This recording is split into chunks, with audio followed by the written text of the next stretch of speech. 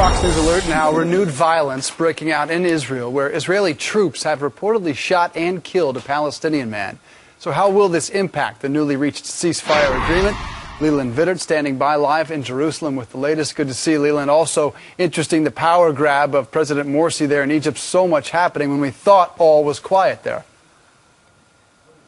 That's the way the Middle East works. Just when you think everything's quiet, bam. And this is what the latest video we have coming out of the Gaza Strip. And it's interesting, it's shot from the Palestinian side. It shows about 300 Palestinians moving towards the separation fence that's there between Gaza and Israel. And this is significant because up until this point, the Israelis had enforced about a 300-yard buffer zone on the Gaza side. But part of this ceasefire agreement was about that buffer zone. So now these Palestinian protesters, about 300 of them, were challenging the buffer zone. They moved up to the fence, and you can see soldiers then ordering them back from the fence.